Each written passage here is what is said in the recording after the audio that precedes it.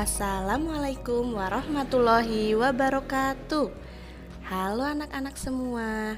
Hari ini kita akan belajar tema 9 subtema 2 pembelajaran keempat dengan muatan Bahasa Indonesia, PPKN, dan IPS. Sebelum mulai belajar, kita berdoa terlebih dahulu ya. Berdoa dimulai. Berdoa selesai. Baik anak-anak, sudah siap belajar hari ini? Jika sudah, mari kita mulai belajarnya. Sekarang, lihatlah gambar yang ada di hadapan kalian. Terdapat gambar seorang anak yang sedang beristirahat. Sepulang sekolah, Udin hendak beristirahat. Udin mendengarkan radio sambil tiduran. Acara yang Udin dengarkan yaitu lagu-lagu daerah. Banyak selingan iklan sebagai jeda lagu. Salah satu iklan yang didengar Udin adalah iklan pengobatan alternatif. Iklan pengobatan alternatif merupakan jenis iklan kesehatan. Masih banyak jenis iklan yang dipaparkan melalui radio, juga melalui televisi dan internet. Tidak lama kemudian Udin tidur. Udin lupa mematikan radionya. Bangun tidur, Udin langsung mematikan radionya. Udin beranjak dari tempat tidurnya menuju kamar mandi untuk mencuci muka.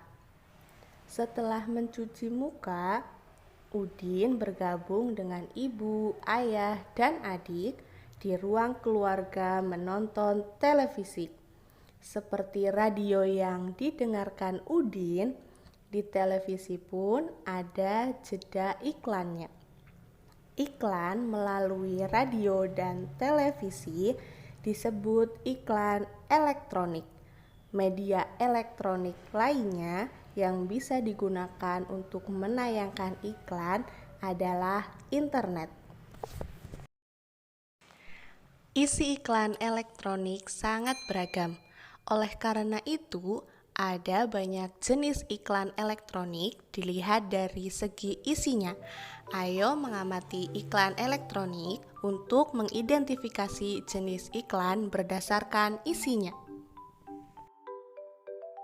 Sekarang perhatikan gambar iklan berikut. Iklan di televisi menayangkan gambar partai-partai politik dalam pemilu 2014.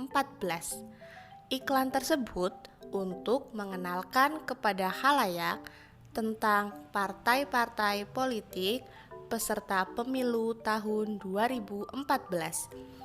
Melalui iklan tersebut, masyarakat dapat mengetahui partai-partai politik yang akan mereka pilih sesuai hati nuraninya tanpa adanya paksaan dari pihak manapun.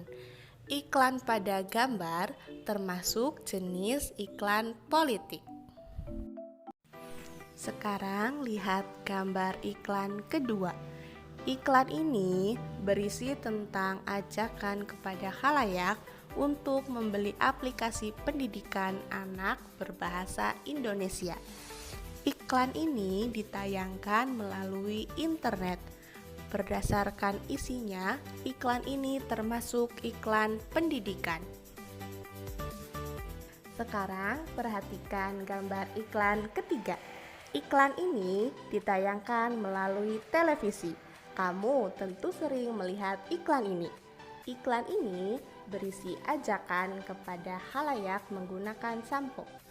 Pada gambar iklan tersebut, dengan menggunakan sampo, rambut akan menjadi bersih, kuat, dan lebat. Dilihat dari isinya, iklan sampo ini termasuk jenis iklan kecantikan. Nah, sekarang kita perhatikan gambar selanjutnya. Keluarga Udin hidup rukun. Mereka selalu menyempatkan berkumpul dalam ruang keluarga. Keluarga Udin juga membiasakan beribadah bersama. Keluarga Udin tidak hanya rukun dengan anggota keluarga. Keluarga Udin juga rukun dengan tetangganya. Ketika tetangganya mengalami musibah seperti kematian, keluarga Udin memberikan bantuan dengan ikhlas. Perhatikan gambar Udin dan keluarganya. Dalam 1 minggu, keluarga Udin melakukan olahraga bersama sebanyak 3 kali. Olahraga dilakukan pagi hari sebelum persiapan bekerja dan sekolah. Olahraga yang biasa dilakukan keluarga Udin adalah senam pagi. Sebelum pelaksanaan senam, Udin dan ayah bekerja sama mempersiapkan radio kaset dan kasetnya untuk mengiringi senam. Ibu menyiapkan air mineral untuk minum saat istirahat. Selesai senam, semua anggota keluarga Udin melakukan aktivitas masing-masing. Udin dan adiknya persiapan ke sekolah. Ayah bersiap ke kantor dan ibu bersiap membuka toko kelontongnya. Toko kelontong milik Ibu Udin dikelola keluarga sendiri. Inilah toko kelontong yang dikelola Ibu Udin. Sekarang kita belajar usaha ekonomi yang dikelola sendiri dan kelompok. Berdasarkan pengelolanya, usaha ekonomi dapat dibedakan menjadi 2. Pertama, usaha ekonomi yang dikelola sendiri. Kedua adalah usaha ekonomi yang dikelola kelompok. Berikut contoh usaha-usaha ekonomi yang dikelola sendiri dan kelompok. 1. Usaha ekonomi yang dikelola sendiri. Usaha ekonomi yang dikelola sendiri atau perseorangan biasanya modalnya terbatas. Contoh usaha ekonomi yang dikelola sendiri atau perorangan sebagai berikut. Yang pertama, usaha pertanian. Seorang petani kebanyakan mengelola usaha pertanian secara perseorangan dengan modal terbatas. Meskipun demikian, ada juga usaha pertanian yang dilakukan secara besar-besaran. Namun, hanya beberapa orang saja yang bisa melakukannya. Yang kedua, industri kecil. Industri kecil biasanya berupa industri rumah tangga. Industri kecil biasanya dikelola secara perseorangan. Contoh industri kecil seperti usaha kerajinan, pembuatan mebel, meja, kursi, lemari. Ada juga industri keramik, kerajinan anyaman, dan tembikar. Usaha yang ketiga, usaha perdagangan. Usaha perdagangan yang dikelola secara perseorangan biasanya perdagangan dalam jumlah kecil sampai menengah. Contohnya, usaha membuat toko kecil seperti toko kelontong milik Ibu Udin. Contoh lainnya seperti membuka warung, penjajah keliling, pedagang kaki lima, pedagang di lapak-lapak, pasar, dan pedagang hasil bumi. Usaha yang keempat ada usaha jasa. Banyak usaha jasa yang dikelola secara perorangan. Contoh usaha jasa yang dikelola perorangan antara lain usaha salon, bengkel, fotokopi, tukang cukur, dan tukang pijit. Sekarang kita akan belajar tentang usaha ekonomi yang dikelola kelompok. Usaha ekonomi yang dikelola secara berkelompok adalah usaha yang dijalankan secara bersama-sama, baik dalam hal modal, pengelolaan, maupun dalam hal bagi hasil. Contoh usaha ekonomi yang dikelola secara bersama-sama antara lain firma, CV, PT, BUMN, perusahaan daerah, dan koperasi.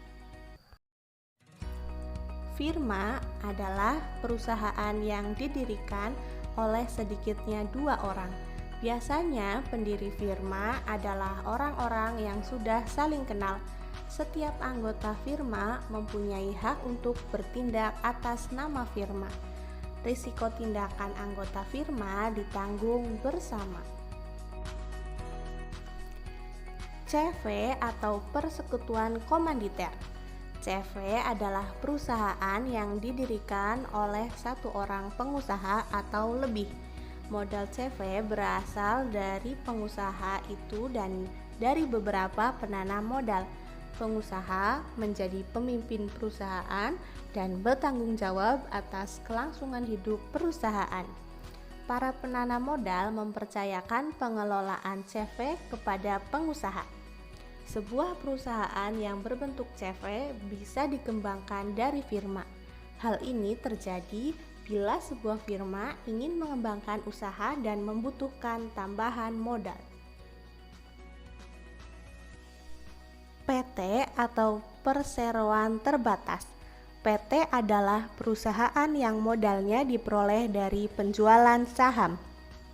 Saham adalah surat berharga sebagai tanda keikutsertaan menanamkan modal dalam perusahaan. BUMN atau Badan Usaha Milik Negara. BUMN atau perusahaan negara adalah perusahaan yang seluruh modalnya dimiliki oleh negara. Ada 3 bentuk perusahaan negara, yaitu perusahaan jawatan atau perjan, perusahaan umum atau perum, dan perusahaan perseroan atau persero. Perusahaan daerah. Perusahaan daerah adalah perusahaan yang modalnya dimiliki oleh pemerintah daerah. Tujuan pendirian perusahaan daerah antara lain turut melaksanakan pembangunan ekonomi daerah dan pembangunan ekonomi nasional.